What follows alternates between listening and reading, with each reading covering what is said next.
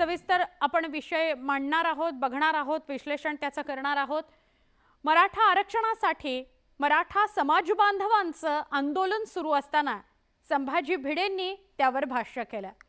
मराठ्यांनी आरक्षण मागावं का असा प्रश्न भिडेंनी उपस्थित केला। मराठ्यांना उभा देश चालवायचा आहे असं भिडे म्हणाले। तसंच संभाजी भिडे हे देवेंद्र फडणवीसांचे आहेत अशी टीका जरांगे पाटलांनी केली। वाघ आरक्षणाची शिकार करतीलच असं वक्तव्यही जरांगे पाटलांनी केलं। मराठ्यांनी उभा देश चालवायचा आहे, आरक्षण कुठलं काढलंय? सिंहांनी संबंध जंगल सांभाळायचे ते येत नाहीये त्यांच्या लक्षात, ते येत नाहीये, येत नाहीये।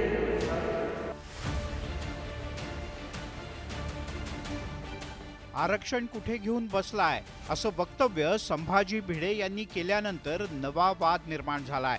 कारण मराठा आरक्षणासाठी मनोज जरांगे पाटील यांच्या नेतृत्वात राज्यभरात मराठा समाज बांधव एकवटलेत।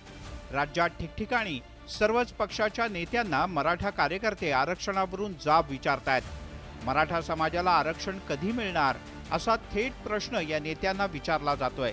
असं असतानाच संभाजी भिडे यांनी मराठ्यांनी आरक्षण का मागावं असा प्रश्न उपस्थित केलाय। वाघ आणि सिंहांनी कमांडो ट्रेनिंग कॅम्पमध्ये फी भरून नाही, निशुल्क असलं तरी सुद्धा जावं का? विमान उडवण्याची कला, त्याच्यात गरुडांनी प्रवेश घ्यावा का? स्विमिंग क्लब, माशांनी मलाही स्विमिंग क्लबमध्ये प्रवेश पाहिजे, जावं का? आणि मराठ्यांनी आरक्षण मागावं का? मराठा जात ही संपूर्ण देशाचा संसार चालवणारी जात आहे हे त्यांच्या लक्षात येत नाही असंही संभाजी भिडे यांनी म्हटलंय।